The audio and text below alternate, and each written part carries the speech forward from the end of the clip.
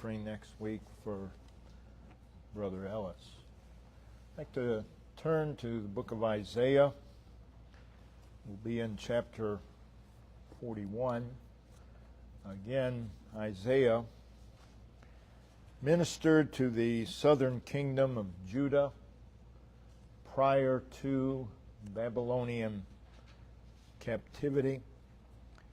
And throughout the book, God, through Isaiah, speaking to His own, addressing them concerning Babylonian captivity.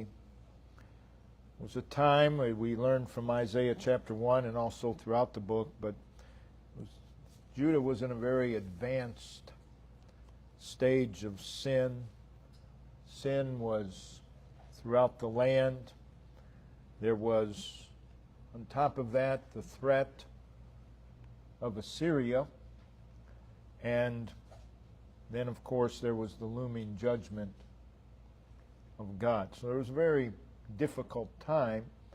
And there was but a very small remnant of people who were serious about God.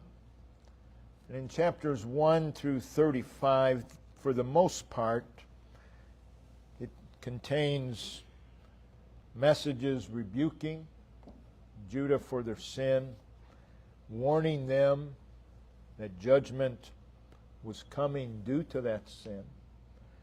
And then in chapters 36 through 39, you have a historical interlude.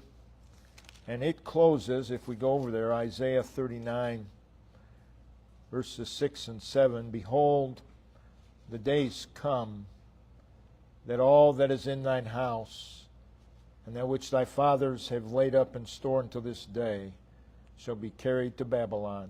Nothing shall be left, saith the Lord. And of thy sons that shall issue from thee, which thou shalt beget, shall they take away, and they shall be eunuchs in the palace of the king of Babylon.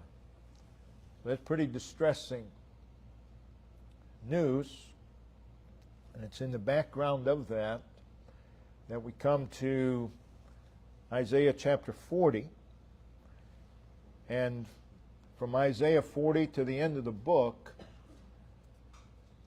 for the most part, it's messages of comfort, messages of consolation to the people of God, aimed at stirring the people to rise above and live for the Lord.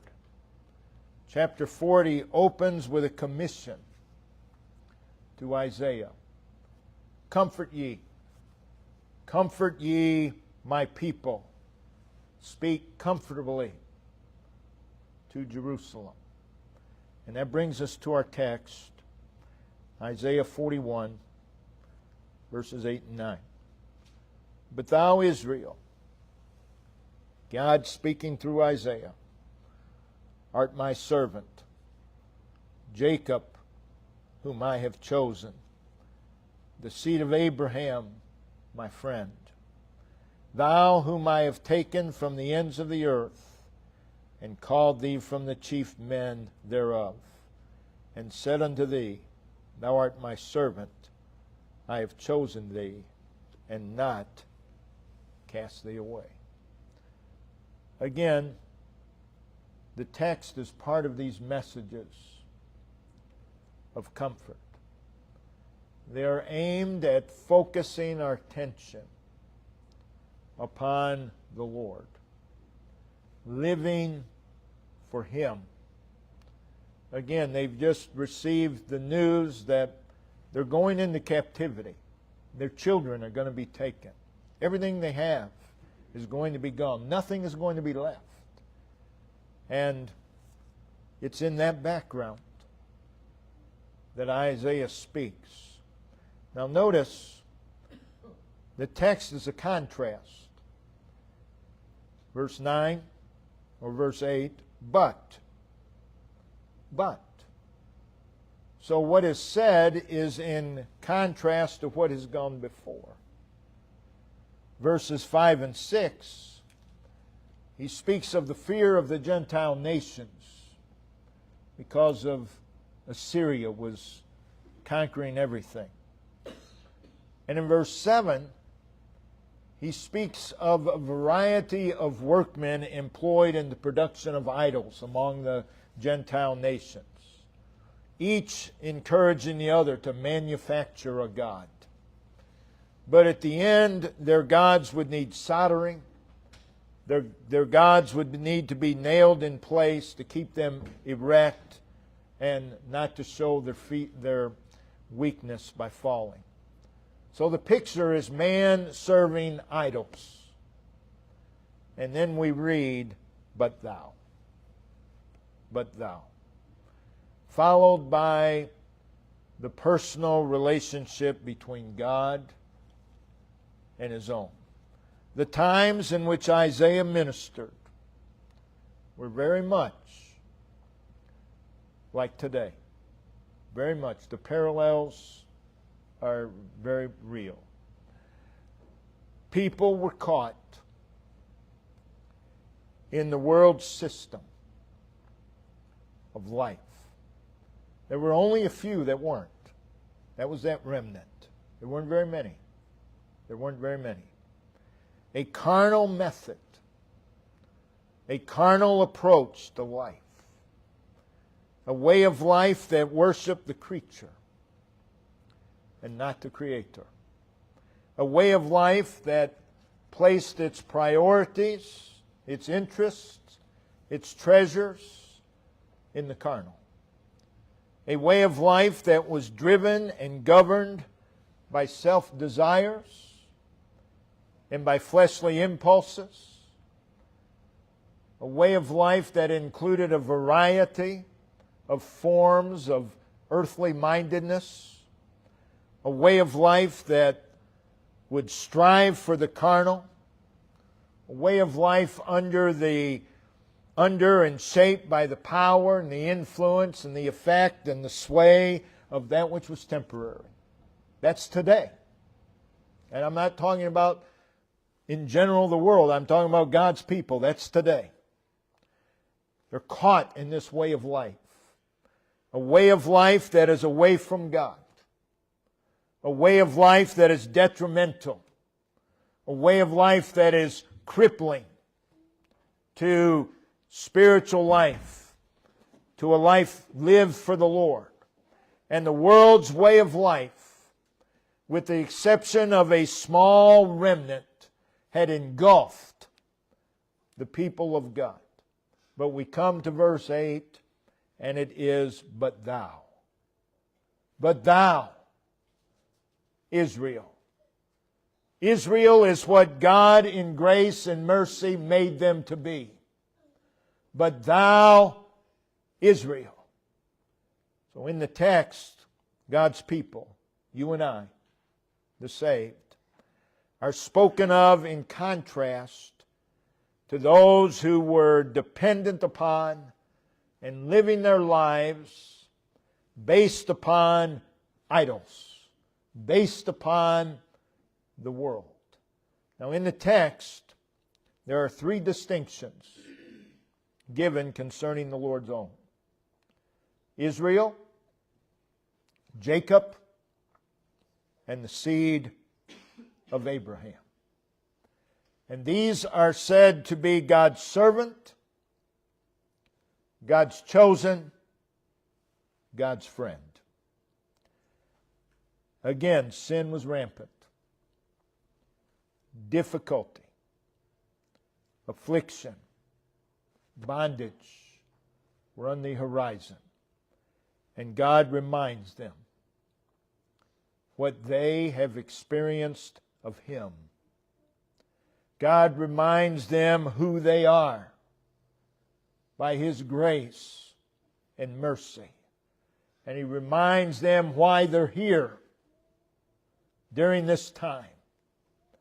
We want to take the central part of the message from verse 9. I have chosen thee. That's grace. That's the grace of God. And not cast thee away. That's the mercy of God. Our subject is God's grace and mercy, an incentive to live for Him. God's grace and mercy, an incentive to live for Him. In Ephesians 2, verses 8 and 9, it is very plainly declared, by grace are you saved. Titus 3, verse 5, it is declared, according to His mercy, He saved us. These are not contradictory statements. They are both absolutely true. Grace, the absolute favor of God, manifested to us in the bestowing of blessings. Bestowing of blessings to the guilty and the undeserving. Mercy is God holding back the wrath that we do deserve. So it is both grace and mercy. And both grace and mercy presuppose a state of sin. Grace states that the sinner is undeserving of God's blessing. Mercy states that the sinner is deserving of God's wrath. Though grace and mercy are not the same, they are inseparable. Where there's one, there's the other. Our nature requires grace and mercy. Our needs require grace and mercy. We are undeserving of God's blessings. Thank God for His grace. We are deserving of God's wrath. Thank God for His mercy. So let's look for our first point, the manifestation of God's grace and mercy. We're all partakers of God's grace and God's mercy. Now in our text, verse 9, we hear God say, I have. That is an activity of God. I have chosen thee. I, God, have chosen thee. God chose us to salvation. It is declared in Ephesians 1, verse 4, He hath. Again, an activity of God. He hath chosen us in Him, in Christ, before the foundation of the world, that we should be holy and without blame before Him in love. So you look at that verse. The performer of the act, He hath. That's God, that's not us.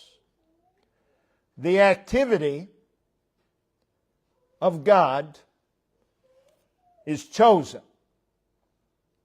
To choose is to select. To choose is to pick out from a number. He hath chosen. The object of the act is seen in that word us. He hath chosen us. The meritorious cause of the act is in those words, in Him, in Christ. He's the meritorious cause. We are not the meritorious cause. That would not be grace. The time of the act, before the foundation of the world. That is, prior to the beginning. The objective of the choosing, that word introduces the reasons or the purpose for the choosing. That we should be holy, set apart, pure. And that one day we will stand blameless before Him. That'll all happen because it's His work. 2 Thessalonians 2:13, God hath from the beginning chosen you to salvation. So back in our text, we hear God say, I have chosen thee.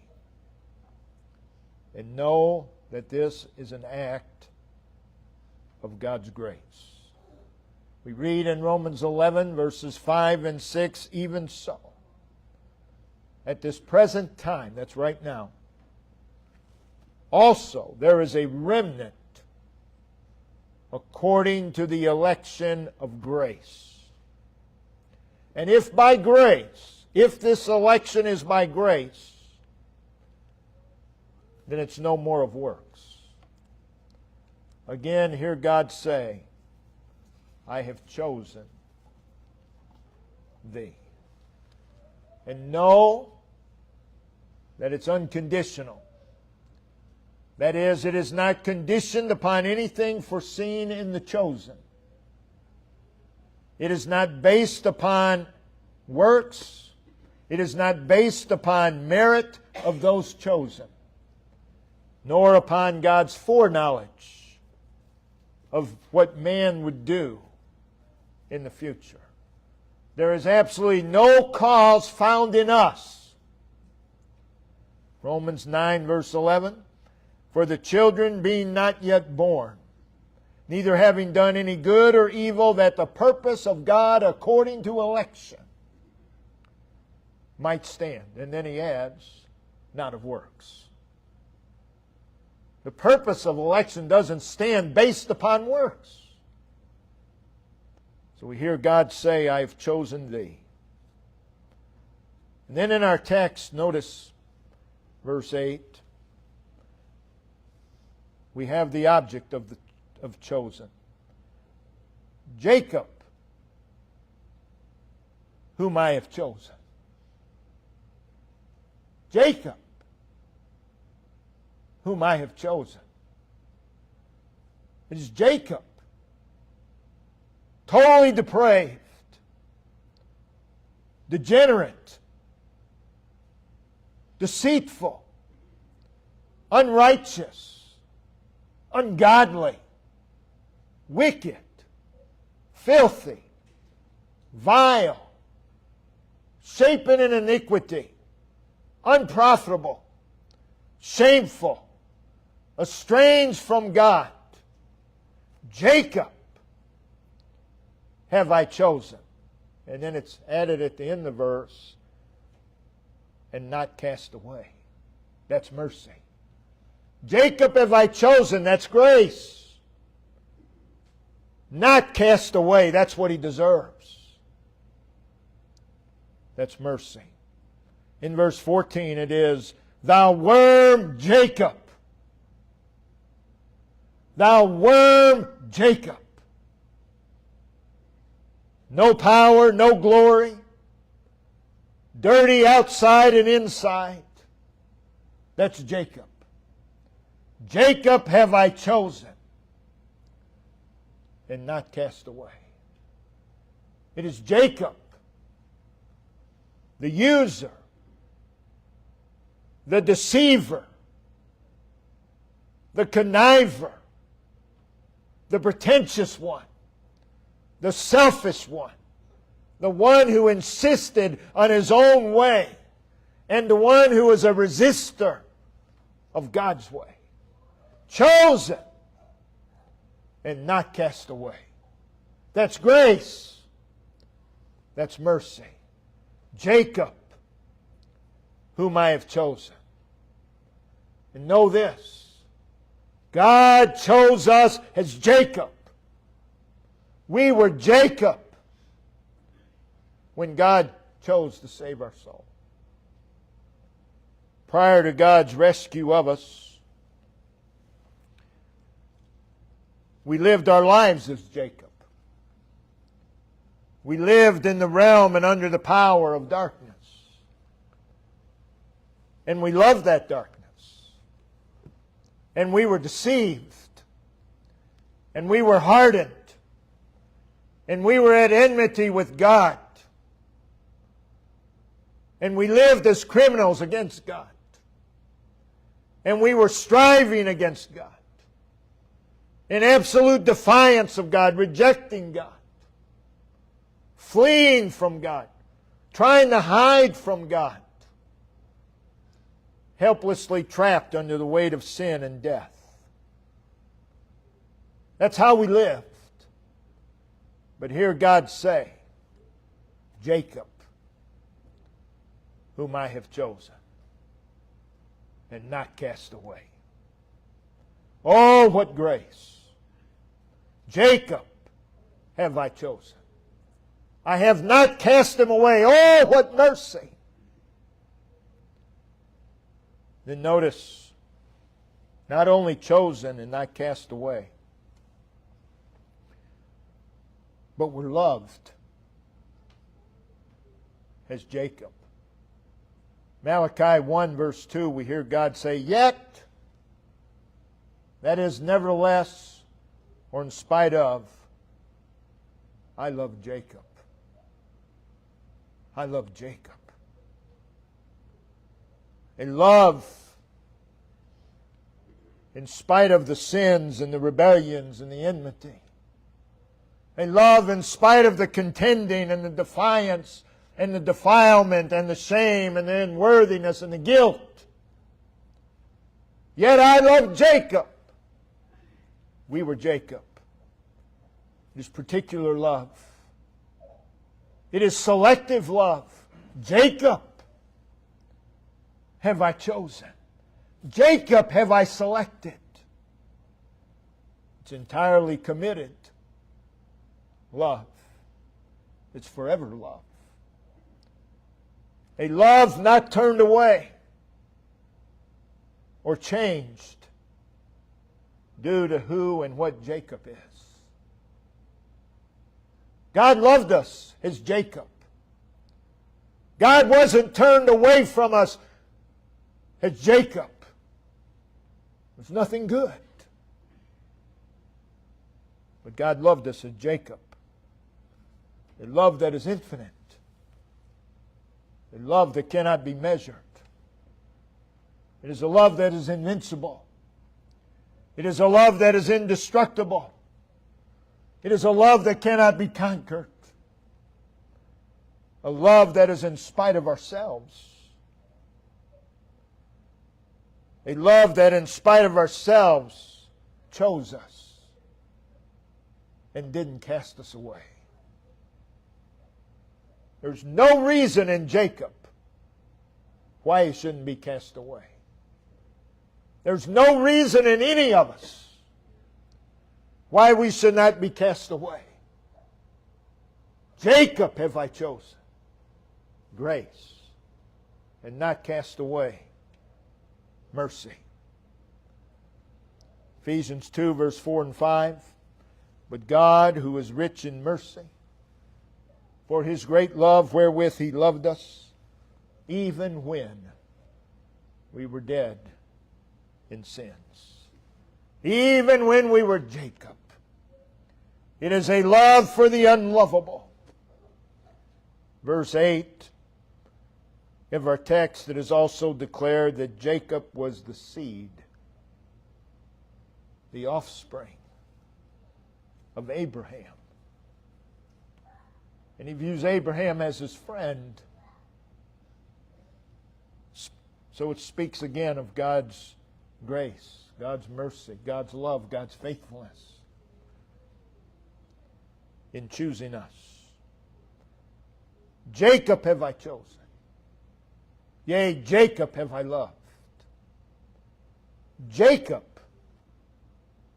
is a greatly flawed individual.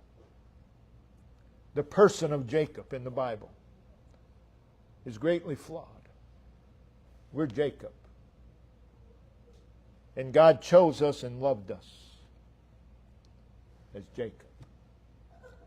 But that's not all. Verse 9, Thou whom I have taken from the ends of the earth and called thee from the chief men. We've been rescued. We're rescued as Jacob. Verse 9, Thou whom I have.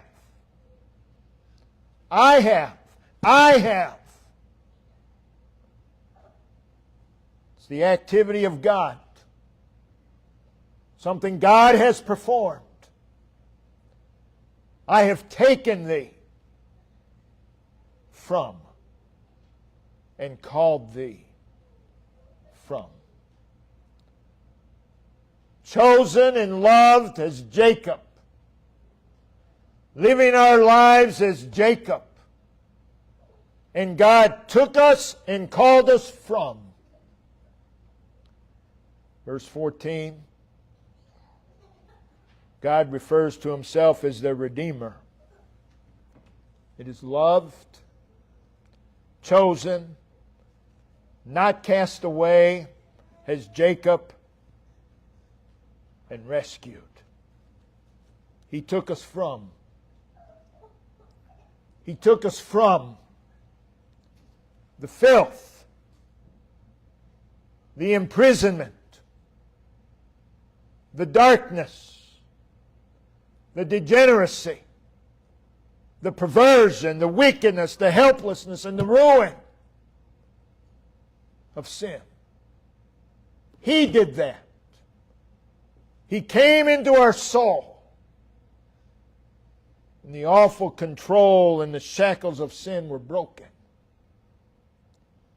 And we were rescued from the pit of sin. Rescued from walking according to the course of this world. Redeemed from the curse of the law. Delivered from the wrath to come. And this by the grace, the mercy, and the love of God. By the grace, the mercy, and the love of God, we were taken from and taken into the realm of spiritual life and pardon and reconciliation and nearness and peace and fellowship and acceptance with God. Taken into all the blessings of salvation. And now a citizen of heaven. And here we are set free from the shackles of sin, from the shackles of Satan. That's grace. Not left in the chains of sin and Satan. That's mercy. Accepted by God. That's grace. Rather than rejected, that's mercy. Justified, that's grace. Rather than condemned, that's mercy. Cleansed, that's grace. Rather than left in our filth, that's mercy. On our way to heaven, that's grace. Rather than on the road to hell, that's mercy. Taken from, called from. It's all of Him. It's all of Him. Who we are by God's grace and mercy. We see what God's grace and mercy has done. We see now what God's grace and mercy makes us. In verse 8, they are addressed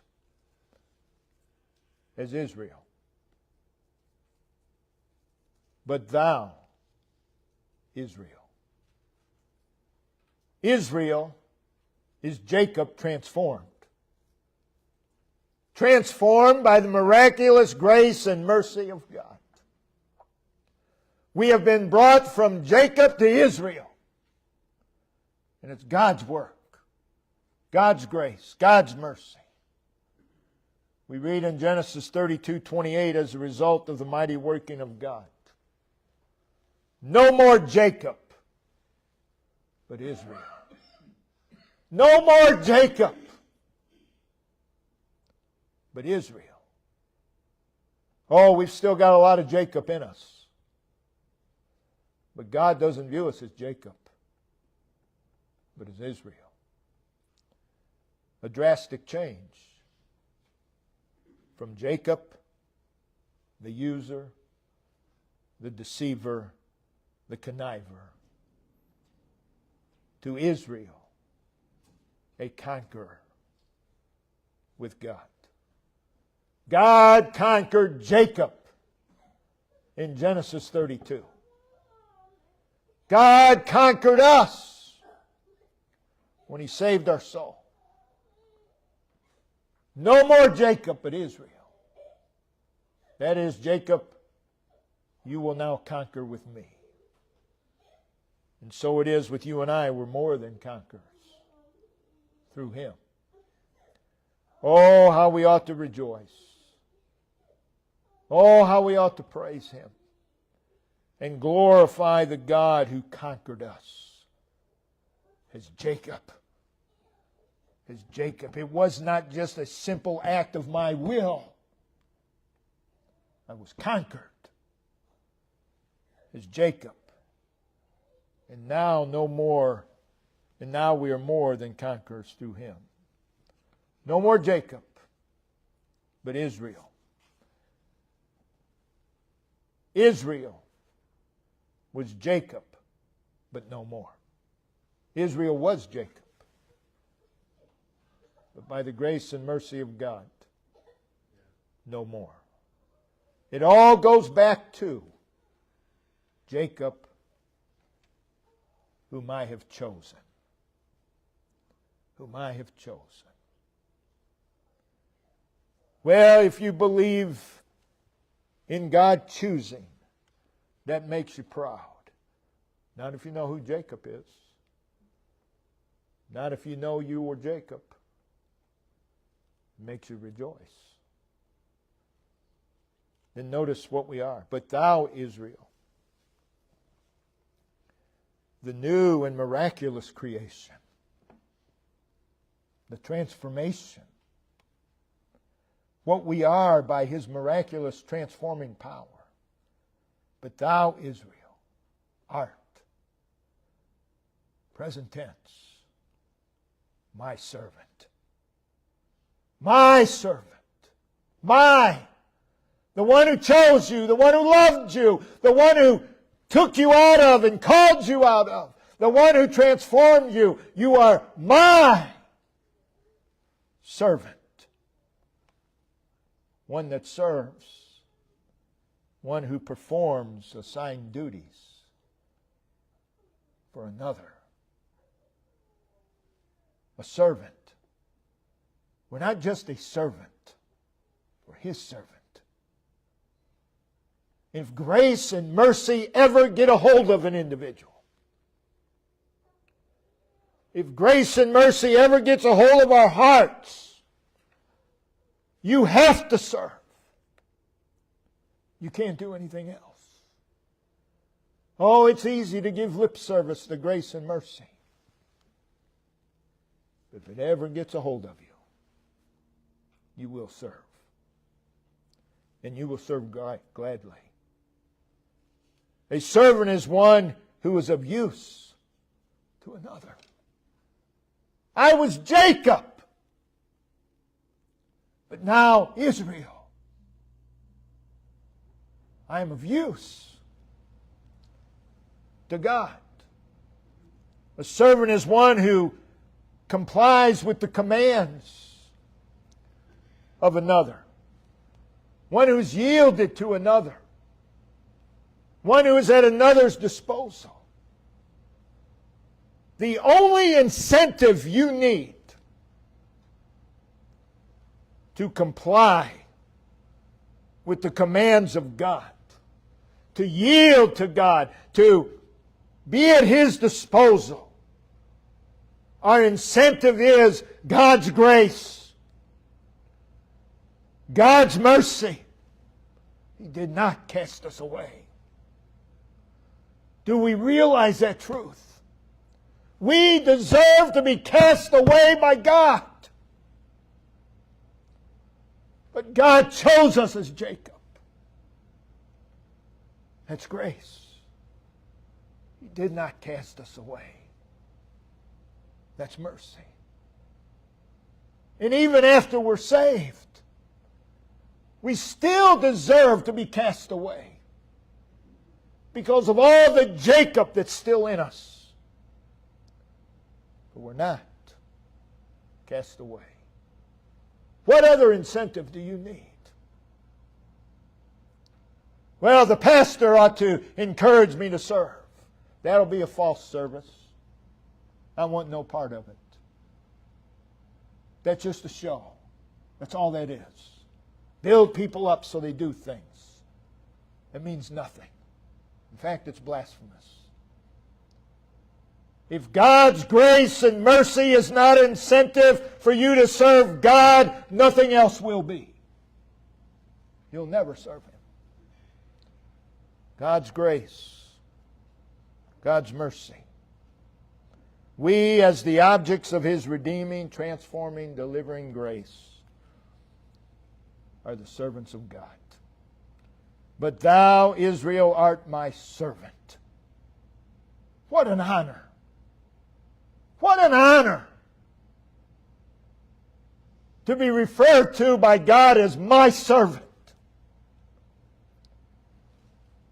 What a privilege.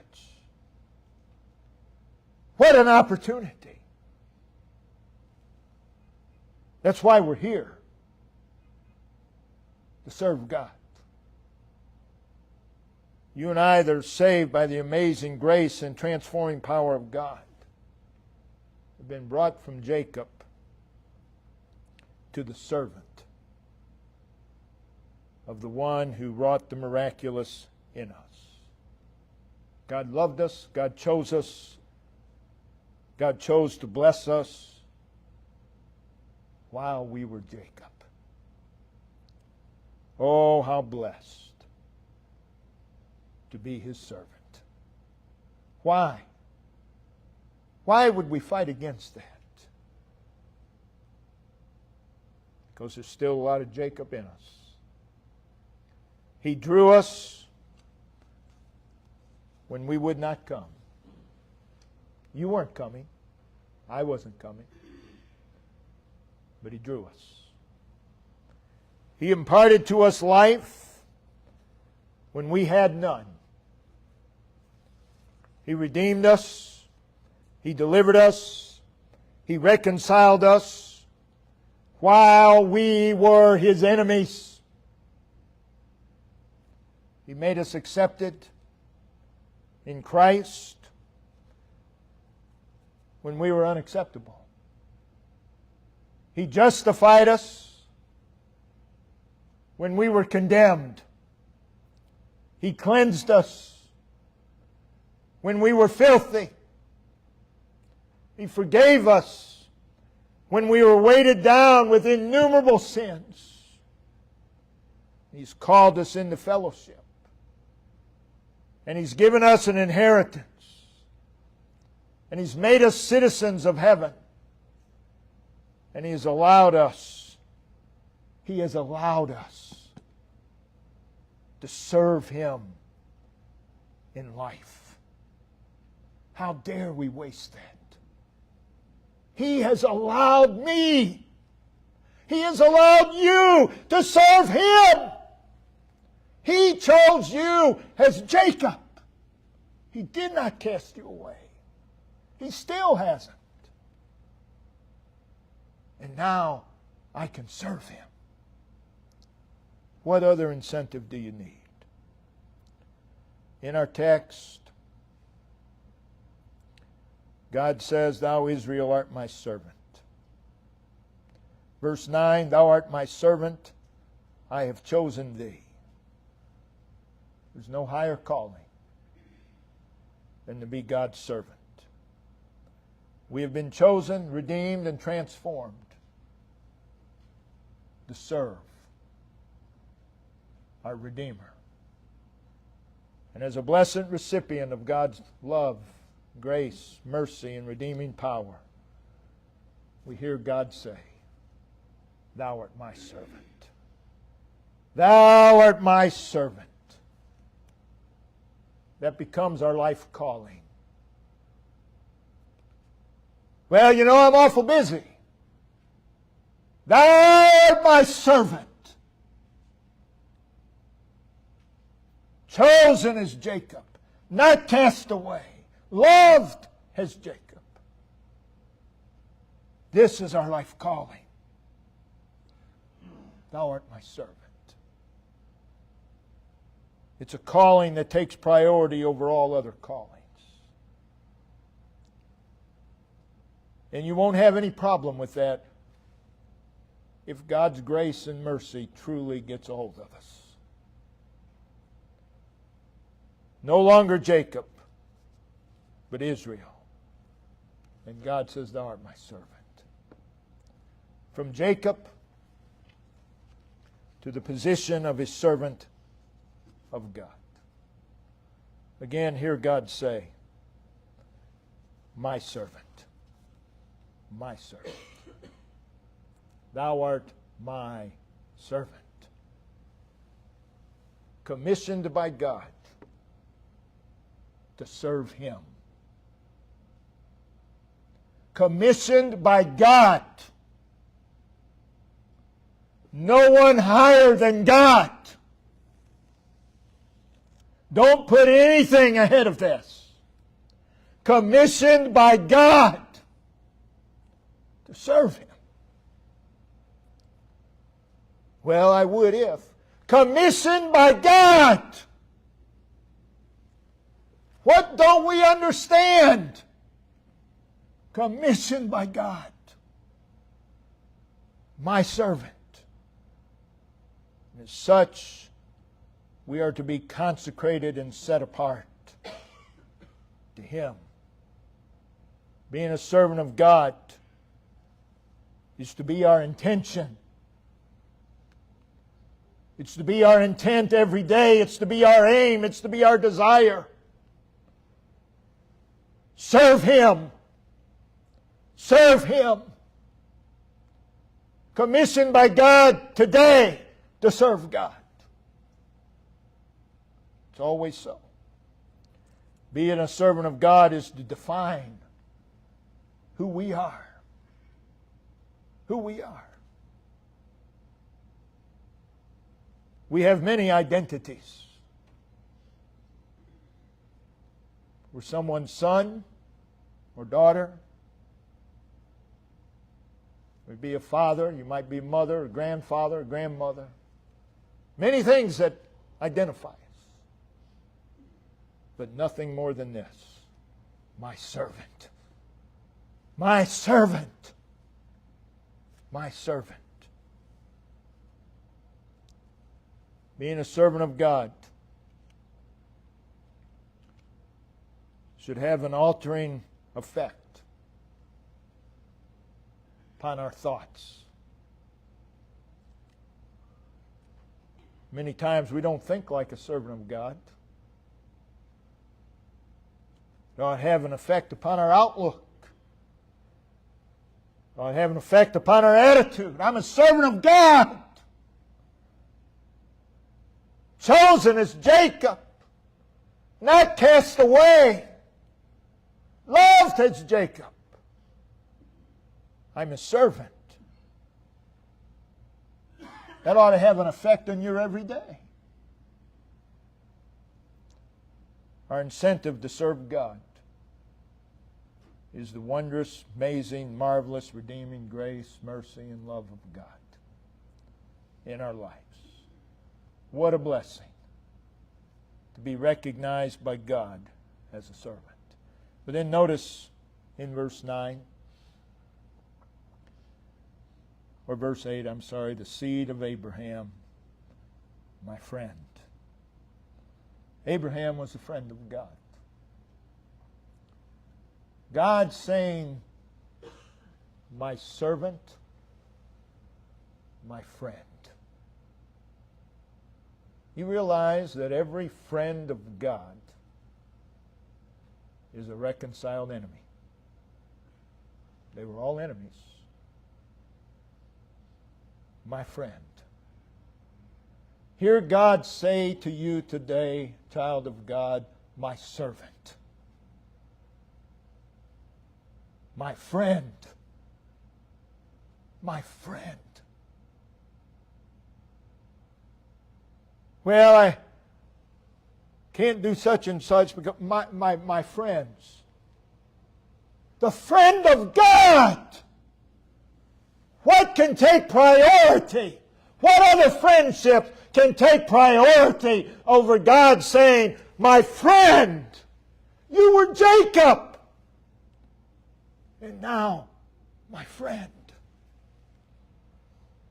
What else do we need to get serious about God? Again, there was just a remnant, a small portion of people serious about God. And you can go into almost any church, and I guarantee you there's a remnant. What is a remnant? A small part of the whole that are serious about serving God. There's a small remnant. I don't care where you go. There is a remnant, a very small remnant. But if this God's grace, God's mercy, God's love for us as Jacob ever gets a hold of us, we'll get serious about serving God. We'll get serious about serving Him. We're the friends of God. Hear God say, my friend. From Jacob to the seed of Abraham,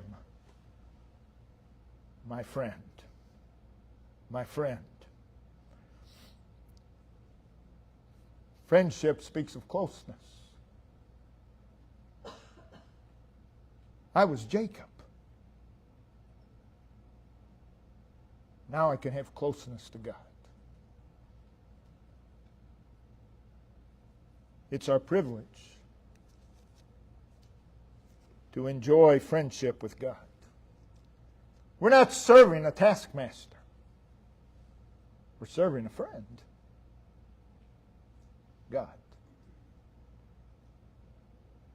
Well, I can't be there. I got a friend that needs me.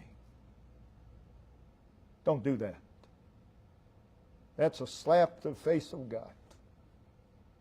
You have no better friend than God. So here we are, loved, chosen by God, and it's all Him. It's all Him. Not cast away, and it's all Him. Rescued from, transformed from Jacob to Israel, and it's all Him. Blessed abundantly, and it's all Him. This should be incentive to live life serving Him, and serving Him as His friend, and living life as His friend. Brother Ben, if you'll come and lead us some verses of song, and we'll